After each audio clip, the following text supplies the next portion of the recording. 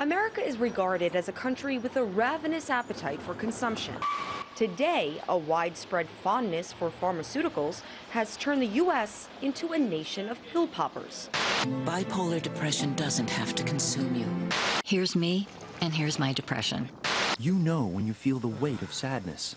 You may feel exhausted, hopeless, and anxious. According to the U.S. government, antidepressant use among Americans has increased nearly 400% in the past 2 decades. Published reports find that 1 in 5 adults take at least one drug for mental health disorders. With over $14 billion in annual sales, antipsychotics remain America's top-selling therapeutic class of prescription drugs.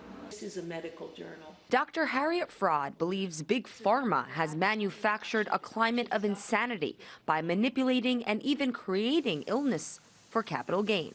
The advertising strategy is to have vague diagnoses and then find wiggle room so that they apply to everybody. Prescription Nexium. The U.S. is the only Western country that allows direct-to-consumer advertising of prescription drugs. This ad for attention deficit hyperactive disorder warns that untreated patients will likely end up divorced. And this commercial for Zoloft promises to make you happier, but side effects may include dry mouth, insomnia, sexual side effects, diarrhea, nausea, and sleepiness. Critics also say Big Pharma uses its financial muscle to ply doctors with gifts, cash kickbacks, and research funding in exchange for endorsing or prescribing the latest and most lucrative drugs. What you have is a whole network of doctors who are hustling these drugs. If a patient comes in with a knee injury and says, "Ugh, I'm so sad."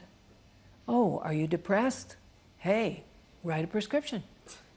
They're given out like M&Ms. Last year, prescription drug abuse became the #1 cause of accidental death, with more than 30,000 Americans overdosing. It can consume you. Seroquel, a bipolar medication, generated $4.4 billion in sales last year. Listing all its side effects requires 49 seconds of airtime. High blood sugar has been reported with Seroquel XR and medicines like it, and in extreme cases can lead to coma or death. The number of children consuming antipsychotic medication doubled in the past decade. Millions of American adolescents are taking drugs like Adderall, doled out by doctors to treat hyperactivity. All these drugs are very, very similar to illicit or illegal drugs, except more dangerous. Marijuana is a little safer. But kids have no choice. I mean, and they're being forced on these by doctors, who are telling parents this is the best thing for them, when often it's not. And so you're going to have a lot of angry, resentful kids growing up in America here. That's already happening because of this. Pfizer, America's most profitable pharmaceutical company, makes antidepressants not only for people, but also for animals. In 2009, the pharma giant paid $2.3 billion to settle civil and criminal allegations over illegally marketing one of its drugs. It was the largest healthcare fraud settlement and criminal fine to ever been paid by a U.S. drug company.